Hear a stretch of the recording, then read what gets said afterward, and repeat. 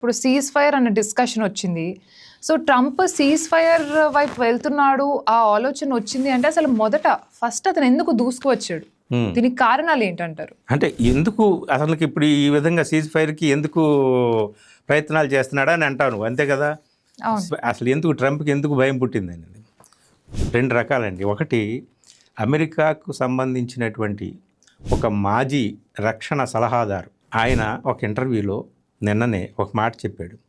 అసలు ట్రంప్ చేస్తున్నటువంటి ఈ దాడికి లేదా యుద్ధానికి, దానికి పేరు ఏదైనా పెట్టండి, దానికి ఒక లక్ష్యం లేదు, అసలు ఈ యుద్ధం మీద ఒక పట్టే లేదు, అమెరికన్ సైనికులకి ఇచ్చినటువంటి వ్యూహం లేదు అని ఆయన అన్నాడు.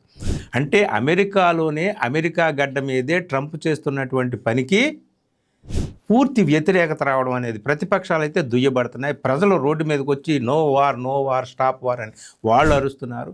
ఆయన సొంత పార్టీలోనే ఆయనకు వ్యతిరేకత వచ్చింది. ఇదొకటి, నెంబర్ 1.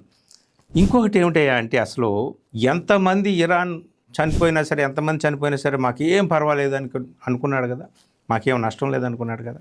నష్టం ఏ రకంగా ఉందంటే ఇప్పుడు అమెరికాకి బిలియన్ల డాలర్ల నష్టం జరుగుతుంది. ఆ నష్టం గల్ఫ్ కంట్రీస్లో అమెరికా స్థావరాలు ఉన్నాయి కదా, అమెరికన్ డిఫెన్స్ బేసెస్ ఉన్నాయి కదా, ఆ బేసెస్ 9 అత్యంత కీలకమైనటువంటి బేసెస్ మీద ఇరాన్ దాడి చేసింది.